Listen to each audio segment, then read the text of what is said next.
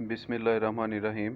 جی student, کیسے ہیں آپ؟ آج ہم پراسیکیوشن کے حوالے سے جو اس کا پیپر 1 ہے، کرمنل لا 1، اس کا ٹاپک 4 ٹرائل پروسیجر کے حوالے سے بات کرنے جا رہے ہیں۔ جب ہم پراسیکیوشن کے حوالے سے ٹرائل کی بات کریں گے تو ہمیں یہ بھی علم ہونا چاہیے کہ پراسیکیوٹر کی ڈیوٹیز کیا ہیں ریگارڈنگ ٹرائل۔ ٹھیک ہے جی۔ تو سب سے پہلے میں آپ کو یہ بتاتا چلوں کہ جو پراسیکیوٹر ہوتا ہے یہ اسپیئر ہیڈ ہوتا ہے ٹرائل کو چلانا، جو کہ پولیس رپورٹ کے اوپر ایک ٹرائل چل رہا ہو، تو جو بنیادی ذمہ داری ہوتی ہے وہ پراسیکیوٹر کی ہوتی ہے۔ تو ایک اور بڑا مسکنسیپشن ہے کہ جو پراسیکیوٹر ہوتا ہے اس کا مقصد صرف اور صرف ایکیوز کو کنوکٹ کروانا ہوتا ہے۔ ایسی بات نہیں ہے، بلکہ جو پراسیکیوٹر ہے وہ نہ تو کمپلیننٹ کے بہاف پہ بنیادی طور پہ پیش ہو رہا ہوتا ہے، نہ وہ پولیس کے بہاف پہ پیش ہو رہا ہوتا ہے، اور نہ ہی کسی اور پرسن کے بہاف پہ پیش ہو رہا ہوتا ہے، بلکہ جو پراسیکیوٹر ہوتا ہے وہ صرف اور صرف اسٹیٹ کے بہاف پہ پیش ہو رہا ہوتا ہے، اور اسٹیٹ کی ذمہ داری کسی کو بھی غلط طریقے سے کنوکٹ کرنا نہیں ہوتی۔ اسٹیٹ کی ذمہ داری یہ ہوتی ہے کہ جو اوفینڈر ہے اس کو بک کیا جائے، اس کو جو ہے وہ اکارڈنگ ٹو لا پنش کیا جائے، نہ کہ کسی انوسینٹ کو جو ہے وہ کنوکٹ کر دیا جائے۔ ٹھیک ہے جی۔ تو اس حوالے سے جو پراسیکیوٹر ہے اس کی ذمہ داری اسٹیٹ کے بہاف پہ پیش ہو کر ایک انصاف کی فراہمی کو یقینی بنانا ہے۔ لازمی نہیں کہ اس کا جو مقصد ہے وہ صرف اور صرف کنوکشن ہی ہو۔ ٹھیک ہے، اس کا مقصد جو ہے وہ یہ ہوتا ہے کہ وہ جو اصل اوفینڈر ہے اس کو وہ سامنے لائے۔ اچھا، اس کے بعد ہم یہ دیکھتے ہیں کہ ایک ٹرائل کے لیے جو کہ پولیس رپورٹ کے اوپر کورٹ کے اندر چل رہا ہو، پراسیکیوٹر کی کیا ذمہ داری ہے کہ اس کو کس چیز کا نالج ہونا اس کے لیے ضروری ہے۔ تو سب سے پہلے فیکٹس ہیں۔ جو پراسیکیوٹر ہوتا ہے اس کو کیس کے فیکٹس کا مکمل علم ہونا چاہیے۔ اب جو فیکٹس ہیں وہ اس حوالے سے بھی اہم ہیں کیونکہ یہ وہی فیکٹس ہوتے ہیں جن کو وہ ایویڈنس سے پروو کرتا ہے۔ اگر اس کو ٹھیک طریقے سے جو فیکٹس ہیں ان کا علم نہیں ہوگا تو وہ جو ہے وہ اپنے کیس کو ٹھیک طریقے سے پلیڈ نہیں کر سکتا۔ ٹھیک ہے جی۔ سرکمسٹانسز آف دا کیس اس کو علم ہونا چاہیے، جو ایویڈنس مٹیریل ایویڈنس ہے اس کو علم ہونا چاہیے۔ ٹھیک ہے جی۔ اس کے بعد ہم آ جاتے ہیں لا کی طرف۔ جو پراسیکیوٹر ہے اس کو نہ صرف پروسیجرل لا کے اوپر عبور ہونا چاہیے بلکہ جو سبسٹانٹیو لا ہے اس کے متعلق بھی اس کو علم ہونا چاہیے۔ سبسٹانٹیو لا کی جب ہم بات کرتے ہیں تو پراسیکیوٹر کو جو اوفینسز کی ڈیفینیشن ہے اس کا علم ہونا چاہیے کہ اوفینس جو ہے وہ کیسے بنتا ہے، کیسے میڈ آؤٹ ہوتا ہے۔ اس کے علاوہ جو اوفینس ہے اس کو ہم اس کی جو جرنل ایکسیپشنز ہیں پاکستان پینل کوڈ کی سیکشن 76 سے لے کے سیکشن 106 تک، اس کے اوپر بھی پراسیکیوٹر کو مکمل عبور ہونا چاہیے۔ ٹھیک ہے جی۔ یہ تھا سبسٹانٹیو لا کے حوالے سے۔ اب جو پروسیجرل لا ہے اس کا بھی پراسیکیوٹر کو مکمل اس کے اوپر جو ہے وہ عبور حاصل ہونا چاہیے۔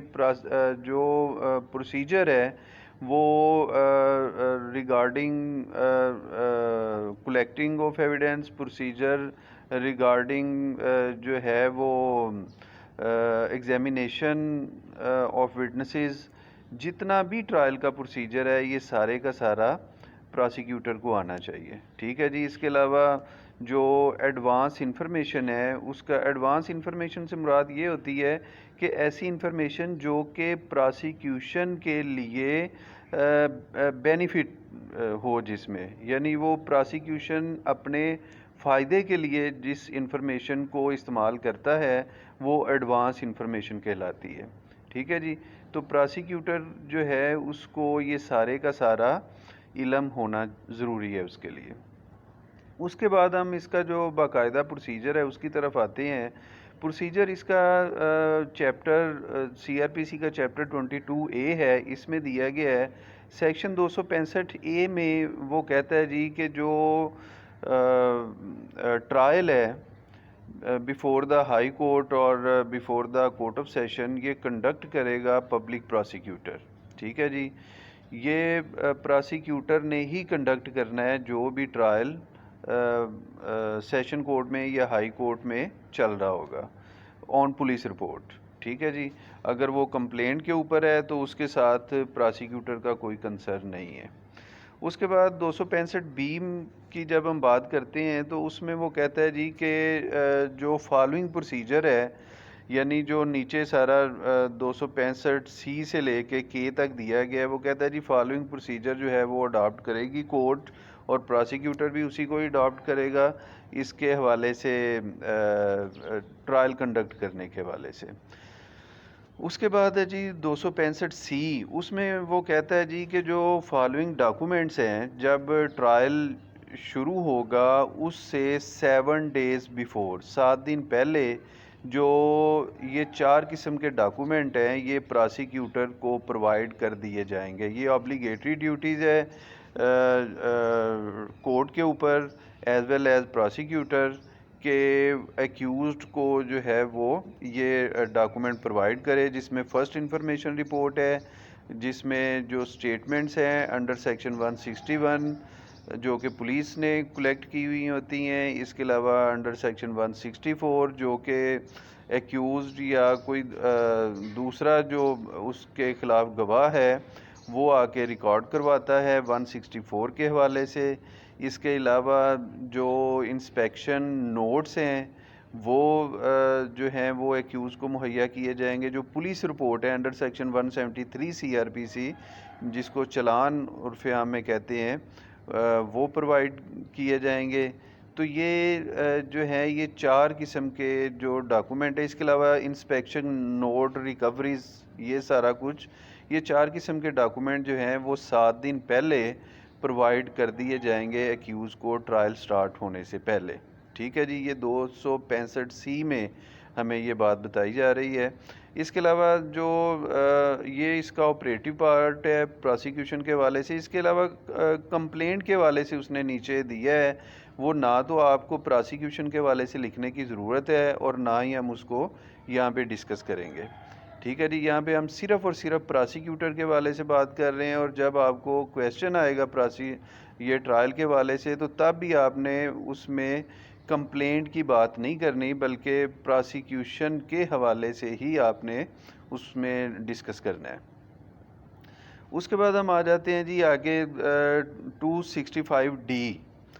265D میں وہ کہتا ہے جی کہ جو when charge to be framed, charge جو ہے جب کورٹ کے سامنے جو پولیس رپورٹ آ جائے گی 173 کی، 161 کی سٹیٹمنٹ، 164 کی سٹیٹمنٹ، اس کے علاوہ ادر مٹیریل ڈاکومنٹ کورٹ کے سامنے ہوں گے، اور کورٹ ان ڈاکومنٹ کو ایگزامن کرنے کے بعد اگر یہ سمجھتی ہے کہ یہ سفیشینٹ مٹیریل ہے against the accused to be پراسیکیوٹیڈ، تو پھر جو ہے وہ کورٹ جو ہے وہ ایکیوزڈ کے خلاف چارج فریم کرے گی. ٹھیک ہے جی، ایکیوز کے خلاف چارج فریم کر دے گی، اور اس کے بعد جو ہے وہ ایکیوز کو کہا جائے گا کہ آر یو پلیڈ گلٹی. ٹھیک ہے جی، آر یو پلیڈ گلٹی. یہ ہے سیکشن 265E جس میں پلی لی جاتی ہے کہ آر یو پلیڈ گلٹی. اگر وہ کہتا ہے جی کہ یس آئی پلیڈ گلٹی، میں نے یہ جرم کیا ہے، اقبال جرم کر لیتا ہے، تو کورٹ جو ہے وہ فوراً اس کو کنوکٹ کر سکتی ہے.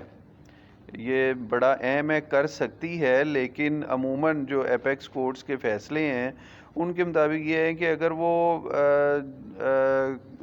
اقبال جرم کر بھی لیتا ہے پھر بھی اس کو فیئر ٹرائل مہیا کیا جانا چاہیے، اور اس کے خلاف جو ایکیوز کے خلاف جتنی بھی ایویڈنس ہے، مٹیریل ایویڈنس ہے، ڈاکومنٹری پروف ہے، جو آکولر ایویڈنس ہے، وہ ساری کی ساری پیش کر کے پھر اس کو کنوکٹ کیا جائے تو زیادہ بہتر ہے۔ لیکن اگر کورٹ یہاں پہ اس کو اس کی پلی کے اوپر ہی، اس کے اقبال جرم کے اوپر ہی اس کو فوراً کنوکٹ کر دیتی ہے تو پھر بھی اس میں کوئی ممانعت نہیں ہے۔ Court is fully empowered to convict on the plea. اچھا، اور اگر اس کے بعد ہم آتے ہیں ایف 265 پہ، 265 میں وہ کہتا ہے جی کہ اگر جو ہے وہ ایکیوزڈ پلیڈ گلٹی نہیں ہوتا تو پھر کورٹ کیا کرے گی؟ پھر کورٹ ایویڈنس کال کرے گی پراسیکیوشن کی، پراسیکیوٹر کو کہے گی کہ ہاں جی آپ جو ہے وہ اپنی ایویڈنس کورٹ کے اندر پروڈیوس کریں۔ پراسیکیوٹر جو ہے وہ جتنی بھی ریلیونٹ ایویڈنس ہے وہ پروڈیوس کرے گا، اور یہ ساری کی ساری ذمہ داری پراسیکیوٹر کی ہوتی ہے کہ وہ کیلنڈر آف وٹنسز میں سے کون کون سے جو وٹنسز ہیں جو کہ اس کے کیس کے لیے فائدہ مند ہیں پراسیکیوشن کے حوالے سے، تو ان کو وہ کال کرتا ہے اور ان کی پروڈکشن کرتا ہے۔ جب کورٹ جو ہے وہ جب پراسیکیوٹر سارے وٹنسز ایگزامن کروا لیتا ہے، اس کے بعد بھی کورٹ پراسیکیوٹر کو کال کر کے کہتی ہے کہ اگر آپ کے پاس کوئی اور مٹیریل وٹنس ہیں تو آپ لے آئیے۔ لیکن اگر کورٹ یہ سمجھے کہ نہیں یہ مٹیریل وٹنس نہیں ہے، بے شک پراسیکیوٹر اپلیکیشن بھی دے، دین بھی کورٹ جو ہے وہ الاؤ نہیں کرتی کہ آپ مزید وٹنس لے کے آئیں۔ وٹنس تبھی کورٹ مزید الاؤ کرے گی کیلنڈر آف وٹنسز کے علاوہ بھی جب کورٹ یہ سمجھے گی کہ یہ مٹیریل وٹنس ہے اور اس سے جو ہے وہ جو ایک جسٹس ہے وہ پلے ہوگا۔ اس کے جب پراسیکیوشن ایویڈنس دے دیتا ہے اس کے بعد کورٹ سمن کرتی ہے ایکیوزڈ کو اور کہتی ہے کہ اگر آپ ایویڈنس ریکارڈ کروانا چاہیں تو کروا سکتے ہیں۔ اس کے علاوہ کورٹ جو ہے وہ ایکیوز کو یہ موقع بھی فراہم کرتی ہے کہ اگر آپ کو کوئی ڈاکومنٹ پروڈیوس کرنا ہے یا کروانا ہے جو کہ آپ کی سپورٹ کے لیے ہو تو کورٹ اس کے لیے بھی ایکیوز کو فیسیلیٹیٹ کرتی ہے اور سمن کرتی ہے، یہ سرچ وارنٹ ایشو کرتی ہے پروڈکشن آف ڈاکومنٹ کے حوالے سے، پروڈکشن آف وٹنسز کے حوالے سے۔ لیکن پھر وہی بات آ جاتی ہے کہ اگر کورٹ یہ سمجھے کہ یہ ویکسیشیس آف ٹائم ہے اور اس سے جو ہے وہ ٹرائل پہ کوئی فرق نہیں پڑنے والا تو پھر کورٹ ریفیوز کر سکتی ہے، بے شک ایکیوزڈ اپلیکیشن دے دے۔ جب ایویڈنس ساری کلیئر ہو جاتی ہے، سارے جو ہے وہ ایگزامن ہو جاتا ہے، جو کراس ایگزامن ہو جاتا ہے وٹنسز، اس کے بعد پھر جو اگلا مرحلہ آتا ہے ایگزامینیشن کے بعد، وہ کورٹ سمن کرتی ہے پراسیکیوٹر کو اور جو ڈیفنس کونسل ہوتا ہے اس کو کہ آ کے فائنل آرگومنٹ کریں، کیس کو سم اپ کریں۔ تو اگر تو صرف پراسیکیوشن نے ہی ایویڈنس اپنی ریکارڈ کروائی ہو تو پہلے کورٹ کہتی ہے پراسیکیوٹر کو کہ آپ فائنل آرگومنٹ کر لیں، اور فائنل آرگومنٹ سننے کے بعد پھر کورٹ جو ہے وہ ڈیفنس کونسل کو کہے گی کہ آپ اب اپنے آرگومنٹ کریں اور جو ہے وہ کیس کے حوالے سے اپنی بات کریں۔ اور اگر ایکیوز نے بھی جو ہے وہ اپنی ایویڈنس ریکارڈ کروائی ہوئی ہو تو پھر پہلے ایکیوزڈ کا جو کونسل ہوگا وہ کیس کو سم اپ کرے گا اور پراسیکیوٹر بعد میں جو ہے وہ سم اپ کرے گا۔ ٹھیک ہے جی۔ اس کے بعد آ جاتی ہے بات 265H کے حوالے سے۔ ٹھیک ہے جی۔